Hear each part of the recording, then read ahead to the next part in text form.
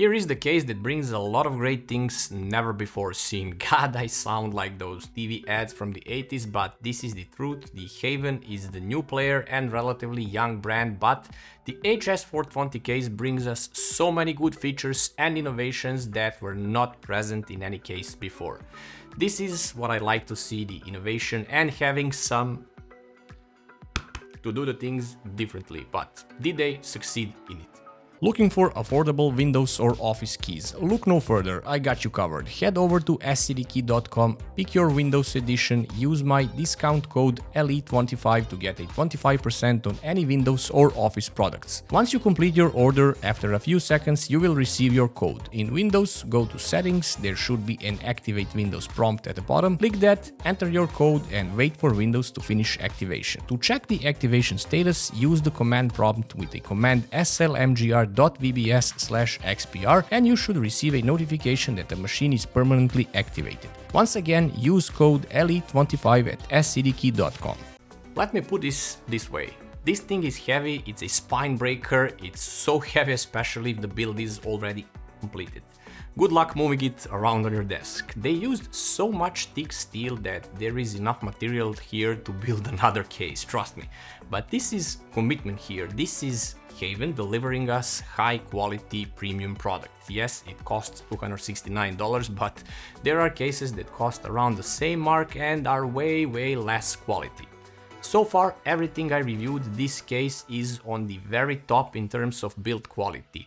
3 places empty, then other cases can be positioned. Before we dive into the details, know that everything about this case is epic, know that everything is unique, and know that everything is over-engineered and overbuilt. But we shall see. This is the HS420 VGPU model, meaning it has a vertical GPU support, which is a little bit different than the regular case version. But let's see the case around. The design language here is insane. The front glass piece is angled and this is a single glass piece, by the way. It is rounded actually everywhere, and besides being rounded, it's pretty massive with 541 in length, 259.5 wide and 547 mm tall and weighing at a whopping 19 kilos. There is also a unique way to open the case. Since the panels are all glass, you need to lift the top cover up. There is this nice handle here at the back. Then you have to remove 4 screws holding the panel securely in place. Actually, those screws are actually only security screws, no need to be there later on. Since the panel is using some rollers and guides to slip into place. See these hand symbols on the panel side and front top? Grip here and pull the panel up. It will slide up a bit enough for it to come out and out of the rails, and you just lift it up, but hold on tight, this thing is massively heavy. And this is how you gain access to the case interior. I know you see 2 or more things here that are unusual. First, the silicone rubber grommets that look like guitar strings, but these are actually really intuitive and easy way to route cables, and they have these spacers as well to keep the cables in place. Every hole on the case has rubber grommets with the same design. They call this the Simply Cable Routing System.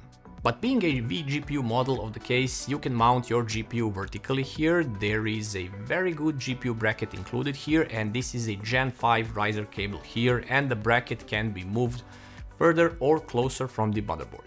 In terms of clearances, limit for the GPU is up to 470 mm in length and up to 195 for the card height, but this also depends on the board used and CPU cooling solution. I wanted to use Radeon 7900 XTX from Asus here, but it was hitting the AIO and there was no way to use that card, but it's a pretty huge card anyway, so be warned about this.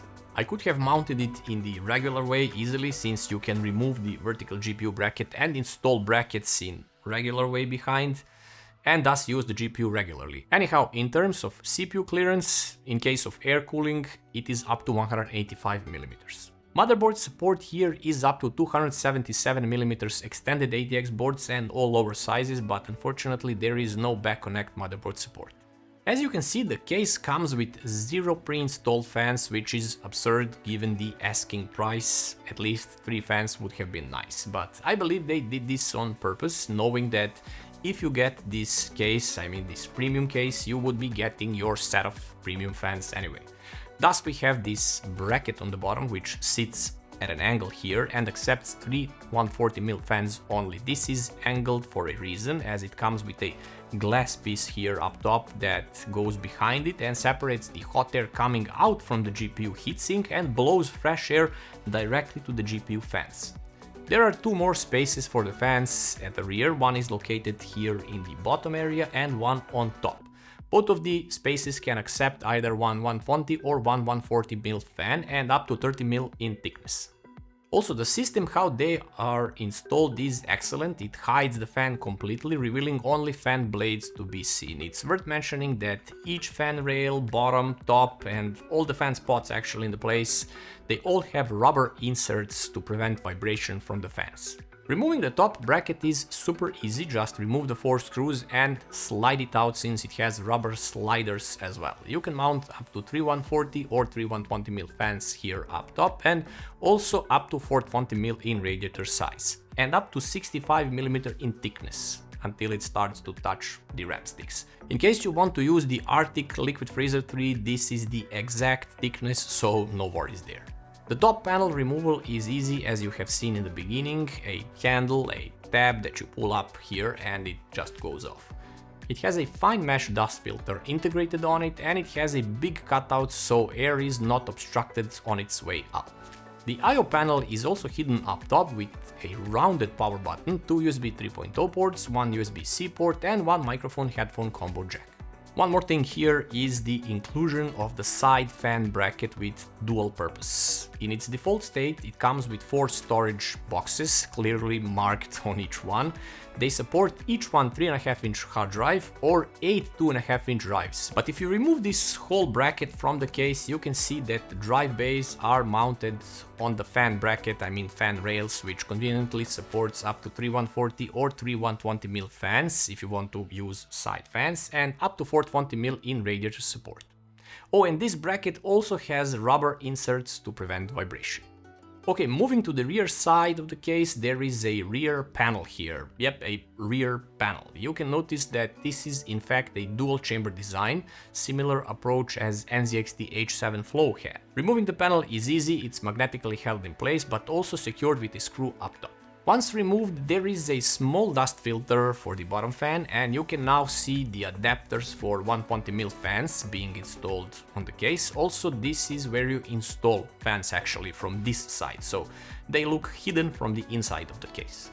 The back panel is also easily removable and it has a huge dust filter installed on it, which is not removable, so cleaning is a bit harder here, but doable of course, and you would be using it only if you install the side fans. If not, no worries then. Things are getting seriously cool now. Easily one of the best cable management routes solution. You have these Velcro straps everywhere and silicone routing channels, plus there are directions here or guidelines to route each cable, I mean where to route each cable, and if you follow these guidelines, trust me, you will have super clean management. Personally, I think this is one of my better works in terms of cable management. And I just follow what they recommend. There are also 2 fan hubs present here, each supporting 6 PWM fans. One is located in the left corner, while the other one is located at the middle right side next to the large motherboard cutout. Both of these fan hubs use SATA for power. The PSU goes in the bottom chamber. You can install the large PSUs here as well, up to 220mm in size, and still cable manage everything like a champ.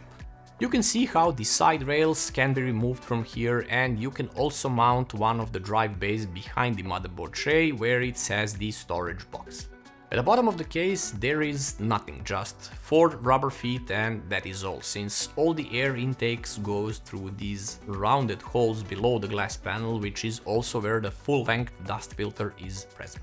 Before telling you how the case performs, I have to warn you about the building process. It's a bit finicky, but be careful with the angled glass cover for the bottom fans, and when you install the GPU, you need to plan ahead everything. Route all the cables for everything, connect them on your motherboard. Then install the glass piece with the vertical adapter removed. Then put it back and then install GPU at the end. Otherwise you will make mistakes like I did. I mean, it's all finicky because the GPU can scratch the glass, you can hit the glass and so on.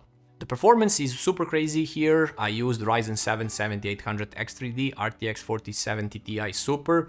Trix Panorama 360 cools the CPU while complementing the overall looks with its design because it fits here like a glove with its angled OLED screen. It keeps the CPU idling at 37 degrees most of the time. Gaming was at lower 50s and it maxed out at 75 degrees under Cinebench R23 tests. The GPU is where this case shines, even though I installed a regular bottom fan which is meant to be intake, not exhaust. But the GPU temps did not suffer. 26 degrees while idling, it's really nuts, and maxed out at 52 degrees under full load. The performance with this case, as you can see, is epic. Maybe CPU temps would have been even better under full load if I added side intake fans, but I didn't and they are still great. Pros and cons time, kids. Cons first. I don't know, honestly, the case seems pretty great as is. Maybe the front panel removal is a little bit finicky because of the curved glass panel, but the most annoying thing was the bottom fan installation, because you need to remove the complete vertical GPU bracket in order to access just one tiny screw here. This could have been easily avoided if fans were screwed from the back side of the case rather than from the inside, and all these screw holes would be hidden in that case. Neutral stuff. Since this is a vertical GPU model, I would have liked if bottom fans could have been converted to non-angled mode, since you can use the GPU in classic orientation anyway. The only difference from the regular model are these bottom fans, I mean the placement, and that it comes without GPU support bracket, which would otherwise sit on the PSU fan shroud.